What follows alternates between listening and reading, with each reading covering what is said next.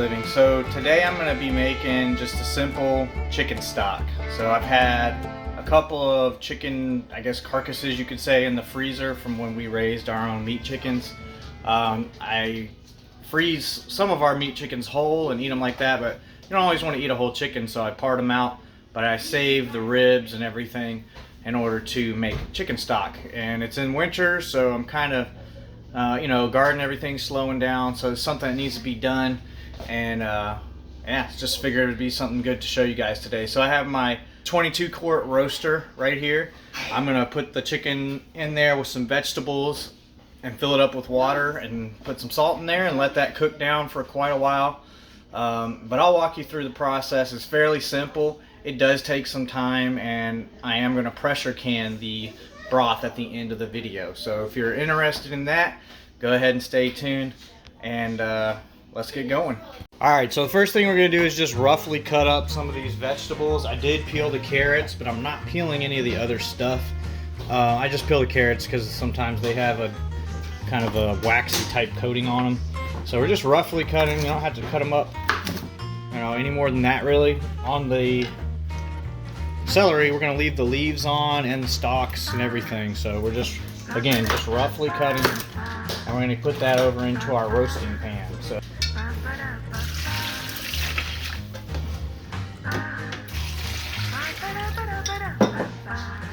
cloves of garlic, leave that skin on. Leave the rosemary just like this, some fresh rosemary out of the garden, and the other onion. And then I also have some peppercorns right here. I got about, 2 tablespoons, and then 4 tablespoons of kosher salt for now. So you can adjust this. You can do more salt or less salt if you want. But let's take it over to the roasting pan, and we're gonna get these ingredients put in here. Before we put our vegetables in there, talk about the chicken for a little bit. So you can use whatever you got. If you did Thanksgiving turkey and you had those bones left, you could use those. I'm actually, like I said, using a chicken carcass basically from our backyard chickens that we raised and butchered. So these don't have the breast or thigh or anything, but there's the bones and some skin and fat and everything, good contents there. So I'm gonna do 2 of those, and then we're gonna go ahead and start putting our vegetables in here that we cut up just roughly. Celery, carrots, onion. We'll save this for a second.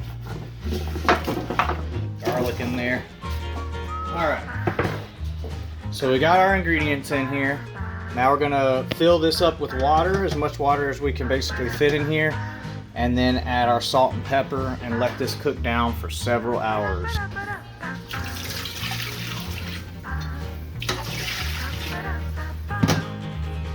Alright, so this should be enough water. Don't want to fill it up too crazy to where it's gonna spill out or anything. So we're gonna go ahead and add in some other stuff real quick. I got the kosher salt. This is 4 tablespoons. I may end up adding more just because this is so much water. And then we got our peppercorns. Alright, we're gonna do a little bit of turmeric as well. I don't know, I'm just gonna sprinkle some in there. Some thyme.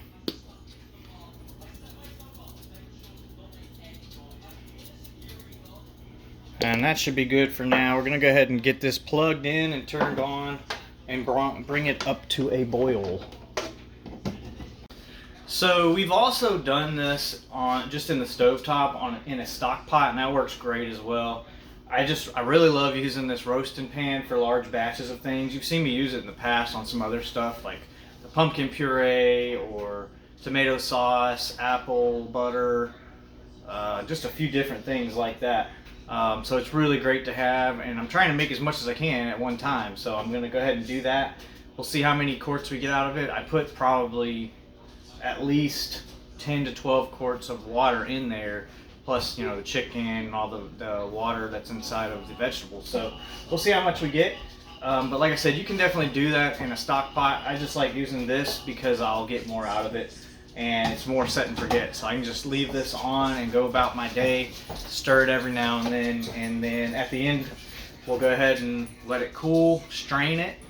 And then sometimes I'll cool it overnight and skim that fat off the top. So you don't want too much fat in your actual jars, but it's really not that big of a deal. And then we'll pressure can it. So right now I'm just letting it simmer, or I'm gonna bring it up to that simmer, and then we're gonna turn it back and just let it cook on low while we go about our day. All right, we got a nice boil going here. Just gonna turn this down and let this cook. All right, this has been going for about, I don't know, 5 or 6 hours, and it's starting to look very good. The bones have broken down and separated, and the vegetables are all cooked down. So we're gonna go ahead and turn this off for now and let it cool a little bit. Well, some of it, see, as much as we can fit in this. Very heavy, very hot.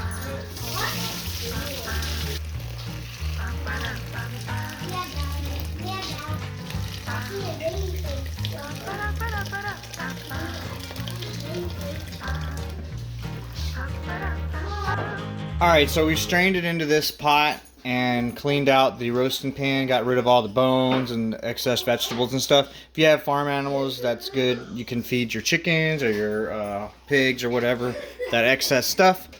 But we're going to go ahead and re-strain this back into here.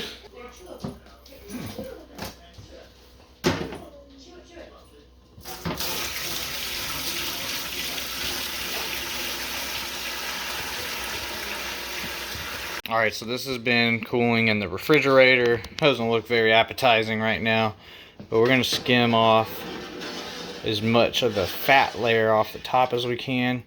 See that yellow stuff? Get that out of there as much as you can. It's not important that you get every single little bit out, but we're going to get it out, and then we're going to reheat this and put them in jars and get the pressure canner get that going. Our broth is heating up. We're going to go ahead and get our pressure canner ready. We're going to put 3 quarts of water in it with 2 tablespoons of white vinegar. So the white vinegar is supposed to help with I guess water stains on the jars or something like that. So we're going to just go ahead and do whatever it says in the manual. So this is for my pressure cooker. Make sure that you follow directions in the manual for yours. I recommend just keeping whatever manual comes with yours, just keep it in the box with it and put it back in there, and always just follow the directions for your pressure cooker specifically. So I'm going to go through my directions, but again, make sure you do follow your directions to a T, especially with pressure canning, all right? So in either case, we're going to process our jars for 25 minutes at 10 pounds of pressure. All right, so it says 20 minutes for pints or 25 for quarts at 10 pounds of pressure, and that time starts once the pressure is built up. You start your timer, so it's not total time. It's once you have reached your pressure, you're going to hit the timer and get that 25 minutes going. So I'm going to go ahead and get this prepared. Put some water in it and everything, and then we'll move on to filling the jar. So we're going to ladle these in. We're going to leave 1 inch of headspace. This is directly from the Ball chicken stock canning recipe. I'll post a link in the description for that. I did not completely follow their recipe, but I follow their recipe as far as the method. So making sure the headspace and the time in order to pressure can these. All right, so we're going to go ahead and get these filled. I'm just going to start filling these up with my ladle, and we'll just see how many we get. Can I help you with the video? You want to help me with the video? Yeah. You guys say hi.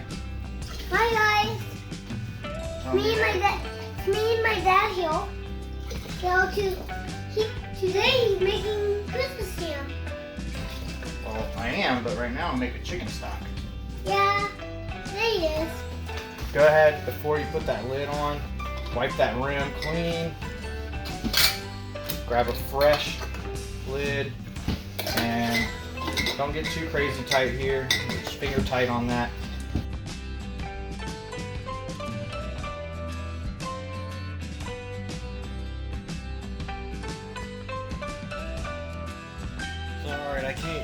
ended up with 10 quarts. I believe only 7 will fit in here. We'll see. My little jar left. These are still a little warm. But we're gonna go ahead and put all these in at once. I'm getting my jars in here. We'll fit as many as we can in here. And we'll either have to run a separate batch, or we can keep a couple in the refrigerator, and they should keep in the refrigerator for a couple weeks. Also, if you don't have a pressure canner. So if you want to just make a small batch to put in the fridge, or you're going to make some soup with for the next day or two, you can definitely do that as well. So I use, not just I, my wife and I, we use chicken stock and chicken broth for quite a bit of our cooking. So, you know, making soups, I like to use these to cook greens, like a big pot of collard greens. I'll use this, and yeah, it's really good. So let me show you inside of here. We still have these 3 jars, but in here we have our 7. So we're gonna go ahead and put that lid on here and get the pressure built up, and once it's up to 10 pounds, we're gonna start our timer for 25. All right, we're starting to build up. We gotta let this get up to 10. And then all right, we're right at 10 pounds of pressure. We're gonna go ahead and start our timer for 25 minutes. All right, so we're done here. Just turn off the burner and let this slowly just come down on its own. And probably just wait and open this in the morning because it's hot and there's still a lot of pressure, and just let that pressure come down on its own. This is what I ended up with here. I have 7 quarts of pressure canned chicken broth. So these will be good for making soups and a few other different cooking things. I have 3 in the refrigerator. But yeah, guys, this is all there is to it. If you have any questions, just leave a comment and let me know what you think. If you give it a try, and yeah, it's something you can do, save a little bit of money, and plus it's really good. It tastes better than the store-bought stuff, I feel. And it's a good way to not waste anything and use what you have. So again, thanks for watching, and God bless.